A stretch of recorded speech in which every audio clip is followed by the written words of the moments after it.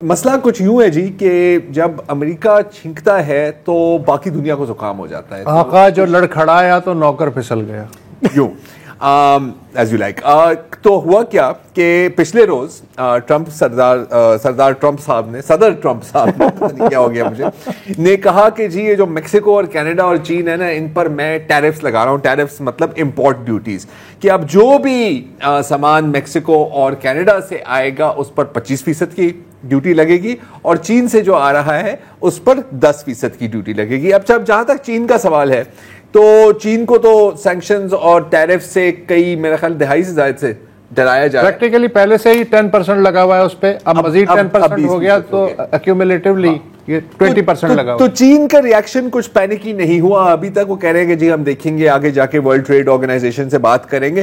Point is के चीन के पास फिर भी कुछ ना कुछ plan A, plan B, plan C मौजूद था, क्योंकि उनको पता था कि यार कभी ना कभी इन लोगों ने हमारे साथ, अमेरिका ने हमारे साथ यही करना है। लेकिन कनाडा में एक हमारी लोकल मीडिया की जबान में खौफ और हिरास की लहर फैल गई और एक गैर यकीनी की। और कनाडा में हो रहा था कि यार ये क्या हुआ है, क्यों हुआ है, कैसे हुआ है, कौन कर रहा है। कौन का तो पता है, बाकी सवालात के अभी तक जवाब नहीं मिले। और फिर जस्टिन ट्रूडो साहब जो प्राइम मिनिस्टर हैं या प्रीमियर हैं कनाडा के, उन्होंने कहा कि यार अच्छा मौका है, मुल्क से खिताब करते हैं। और एक बड़ा अच्छा और मजेदार खिताब किया ट्रूडो साहब ने, जिसकी एक झलकी मैं आपको सुनाना चाह रहा हूँ। I think Canadians are a little perplexed as to why our closest friends and neighbors are choosing to target us instead of so many other challenging parts of the world. I don't think there's a lot of Americans who wake up in the morning saying, "Oh, damn Canada. Oh, we should really go after Canada." यकीनन Canadians के लिए एक हैरानकुन बात है। सारे Canadians इस वक्त या हुकूमत में हैं या जो सोशल मीडिया पर हैं, वो अमेरिकनों को यही याद दिला रहे हैं कि यार आपके हर मुश्किल वक्त में हम आपके साथ खड़े रहे हैं। दूसरी जंग अजीम हो, 9/11 हो, जो कुछ भी, और हम आपके साथ। अफगानिस्तान, शायद इराक भी, मुझे याद नहीं, लेकिन आपने हमारे साथ ऐसा क्यों किया। अब लेकिन पहले तो आती है शौक और फिर आता है गुस्सा, ये एक जो जनरल होता है ना। तो अब गुस्सा चढ़ा हुआ है और बातों के साथ अब लाते भी चल रही हैं। तो पहले जो कदम लिया कनाडा ने वो ये है कि ओंटारियो, ब्रिटिश कोलंबिया और नोवा स्कोशिया, जो 3 रियासतें हैं वहां की, उनके जो प्रीमियर हैं, चीफ मिनिस्टर्स कह सकते हैं आप, उन्होंने कहा कि यार आज से अमेरिकन शराब बंद है। तो अब वाइन, बियर, वाइन, जितनी भी, इवन ऑरेंज जूस, और ऑरेंज जूस अभी बैन नहीं हुआ, पहले शराब बैन हो गई है। तो अगर आप इनकी वो जो शराब इनके दिखाना, शराब की दुकान में ये तो नॉर्मल है। अब यहां पर भी ग्रोसरी स्टोर्स तक भी ये बात पहुंच गई है। तो जहां ये देखें, जहां पर अमेरिकन शराब होती थी वहां पर हटाकर लगा दिया बाय कैनेडियन इंस्टेड। जो डग फॉर्ड हैं ओंटारियो के चीफ मिनिस्टर, उन्होंने कहा कि जी हर साल हम $1 बिलियन आपका शराब खरीदते हैं, आज से $1 रुपए का हम शराब नहीं खरीदेंगे। अगर शराब पीनी है तो कैनेडियन शराब। जो बोतलें हटाई हैं उन्हें गलियों में तोड़ देना चाहिए। ऐसे ही करना चाहिए। वो जैसे कस्टम वाले नहीं करते, बुलडोजर चला दो, बुलडोजर चला दो। इनको हम मुफ्त के मशवरे देते रहेंगे। ओंटारियो के प्राइम मिनिस्टर चीफ मिनिस्टर ने एक और बड़ा मजेदार काम किया है कि उसके सूबे का जो कॉन्ट्रैक्ट है इलॉन मस्क के स्टारलिंक के साथ, उसको भी उठा के उसने फाड़ दिया कि यार अब तुम बिजनेसमैन नहीं हो, अब तुम हुकूमत के मेंबर हो। अच्छा, फिर इसके साथ साथ कुछ और इकदाम भी लिए गए और ये मतलब जबरदस्ती में ना चाहते हुए कनाडा ये कर रहा है कि अब कुछ तकरीबन $155 बिलियन के इंपोर्ट्स के ऊपर भी इन लोगों ने 25% टैरिफ लगा दिया है जो अमेरिका से कनाडा आ रहे हैं। इसमें वो आपका ऑरेंज जूस आ जाता है, पेपर प्रोडक्ट्स, कॉस्मेटिक्स, मेकअप्स, और फिर इसके बाद ये पैसेंजर व्हीकल्स, खाने पीने की अशिया, इन तरह की चीजों पर भी लग रहा है। लेकिन जो सबसे इंटरेस्टिंग रिएक्शन है वो है पब्लिक लेवल पर। अब अगेन मैं कनाडा में घूमा हूं, आपको बहुत जनरली प्रो अमेरिकन सेंटिमेंट आपको मिलता है। और कैनेडियंस को आपको पता है हॉकी, आइस हॉकी का बहुत शौक है। और इसके साथ साथ अब बाकायदा लिस्ट छपी जा रही हैं कि अगर आपने चीज खरीदनी है तो ये अमेरिकन ब्रांड है, इसका आपने बॉयकॉट करना है, आप इसके बाद सिर्फ कैनेडियन ब्रांड्स ले।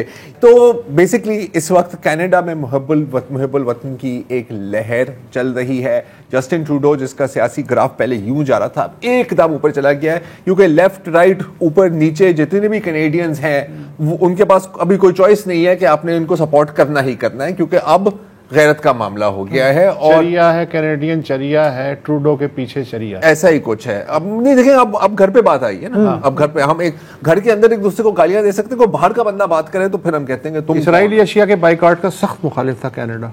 जी जी बिल्कुल। अब इस वक्त बॉयकॉट्स अच्छे हैं। और इस दौरान ट्रंप की एक और ट्वीट आती है जिसमें वो दिखाते हैं कनाडा को अमेरिका का एक हिस्सा, ऊपर लिखा हुआ है ओ कनाडा। अच्छा, अब इसमें कोई शक नहीं है कि दोनों मेक्सिको और कनाडा की जो इंपोर्ट्स और एक्सपोर्ट्स हैं वो तकरीबन उनकी पूरी जीडीपी के 70% है। तो नुकसान तो उनको बहुत होना है। जो तकरीबन 60 से 80% जो प्रोड्यूस, ये मतलब सब्जियां, एवोकाडोज अमेरिका जाती हैं, वो कनाडा से ही जाती हैं, और सॉरी मेक्सिको से जाती हैं और कुछ कनाडा से भी जाती हैं। जो इनकी जो पहली एग्रीमेंट थी उसमें ये हुआ था कि जी मैन्युफैक्चरिंग आप लोग करेंगे कनाडा, सब्जियां आप उगाएंगे, हमने सिर्फ आप लोगों को पैसे बांटने हैं, और फिर एक ज़ाहिर सिक्योरिटी गारंटी अम्ब्रेला दे। ये नाफ्टा जो दूसरी जो नाफ्टा थी वो ट्रंप ने ही नेगोशिएट की थी, north American free trade agreement. लेकिन जाहिर है कि अमेरिकन कंज्यूमर को भी अनकरीब इसका एक जुर्माना देना पड़ेगा। अब ये सीरियसली ट्रंप कर रहा है या एक निगोशिएटिंग टैक्टिक है? क्योंकि ट्रंप निगोशिएट भी इसी तरह करता है। जैसे अभी हम देखें तो पहले तो मेक्सिको के सदर ने कहा कि जी हम भी रिटेलिएट करेंगे, हम किसी के सामने झुकने नहीं वाले, लेकिन अब खबर आई है कि 1 महीने की तौसी दे दी गई है, ऑन होल्ड कर दिया है। और मेक्सिको के सदर ने ऐलान किया है कि हम 10,000 फौजी सरहद तक भेजेंगे, क्योंकि आपके जो जायज मुतालबात हैं कि ये जो इलीगल इमिग्रेशन है और जो ड्रग्स हैं वो कंट्रोल किए जाए। और मेरा ख्याल है कि ट्रंप और ट्रूडो की कन्वर्सेशन हुई है। अब बेसिकली अमेरिकन गवर्नमेंट से ये बयान आ रहा है कि कनाडा हमारे ऐलान को मिसअंडरस्टैंड किया है। उन्होंने ट्रंप की और इनकी फोन पे बात हुई है, और हो सकता है कि उनकी मुलाकात भी हो। हाँ, तो मतलब अच्छा, मुझे थोड़ा सा ये होता है कि ये ट्रंप साहब अभी तो नए नए आए ना, अभी तो चलेगा 4 साल, ये वो जो भी बयान दागेंगे उनके आसपास के लोग जो हैं वो सारा टाइम डैमेज कंट्रोल में लगे हुए होंगे। और मुझे बार बार याद आता है हमारे यहाँ कराची में जब अल्ताफ भाई थे, हाँ। उनके आसपास की जो टीम होती थी ना, सारा दिन वो वजाहतें देते थे कि भाई ने ये नहीं कहा, ये कहा है। तो ट्रंप साहब का भी मुझे लगता है, मेरा ख्याल है यार इसमें एक मेथड ज्यादा है। लेकिन ट्रंप की पूरी टीम जो है ना वो उसकी नजरियाई तौर पे हमनवा है। एग्जैक्टली। और वो इससे एम्बैरेस नहीं होते, वो बल्कि खुश होते हैं। आप उनकी सोशल मीडिया, अब मार्को रूबियो साहब पनामा पहुंचे में, सर हमें नहर दे दो। अच्छा, पनामा झुक गया। पनामा ने अभी बयान आया है कि जी हमारी जितनी भी एग्रीमेंट्स थी ना ये बेल्ट एंड रोड इंडेक्स वाली चीन के साथ, वो हम कैंसिल कर रहे हैं। सर आप हमारे बड़े भाई हैं, आप जैसे करेंगे हम वैसे ही करेंगे। तो देखो मेक्सिको और पनामा के साथ तो आप ऐसे कर सकते हैं। कनाडा का भी एक मसला हुआ कि कनाडा कभी सोच नहीं सकता था कि उसके साथ ऐसे होने वाला है, तो उन्होंने कभी दूसरी ट्रेडिंग पार्टनर्स ढूंढने की कोशिश ही नहीं की। जब इतना बड़ा बॉर्डर है जिसके ऊपर कोई एक सिपाही ही नहीं खड़ा, आपकी तिजारत आम तौर पे चल रही है, तो आपको शिपिंग करने की क्या जरूरत है?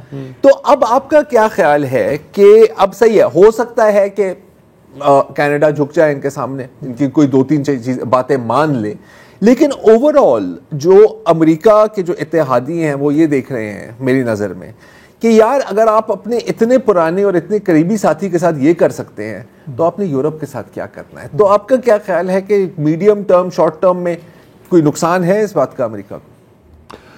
जी बिल्कुल है, लॉन्ग टर्म में तो डेफिनेटली है, इसलिए कि वो चूँकि अलर्ट हो गए हैं, लिहाजा अब वो अपना डिफेंस और अपनी इकोनॉमी और उसकी डाइवर्जन पे सीरियसली तवज्जो देंगे। यूरोपीय यूनियन तो बिल्कुल अभी से उन्होंने ध्यान देना शुरू कर दिया है। और रहा अभी आपसे प्रोग्राम से पहले बात हो रही थी कि ट्रंप ये चाहता है कि जो पूरा बर्र-ए-आज़म अमेरिका है, नॉर्थ और साउथ, उस पर उसका होल्ड होना चाहिए। तो वो तो 1823 के मनरो डॉक्ट्राइन से है। अब इस वक्त उसे क्या ज़रूरत पड़ी है कि इतना बड़ा वो जुआ खेल ले?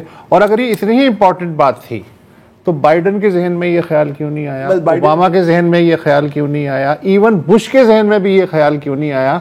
ग्रीनलैंड तो तब भी मौजूद था, पनामा कैनाल तो तब भी हैंड ओवर थी, चाइना तो तब भी मौजूद था। ये ट्रंप साहब की जो है खुसूसियत इससे ये है। अच्छा आप देखें, सबसे मुझे ख़तरनाक रवैया लग रहा है चाइना का, बिल्कुल ठंडा, खामोश, ठंडा होना जो है इसका मतलब है कि उन्होंने मुतबादिल कोई सोचे हुए। अभी उन्होंने AI के साथ जो हाथ किया, कोई इस तरह की चीज़ आई एम श्योर कि कोई ना कोई पक रही है। देखिए और कुछ, और उसमें ये हक्का बक्का रह जाएंगे।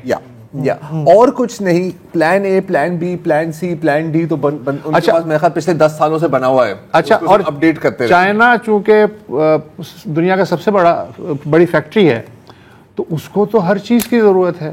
तो यूरोपीय यूनियन से कहेंगे भाई हमें दे दो यार माल, हम चवन्नी कम देंगे लेकिन हमें दे दो।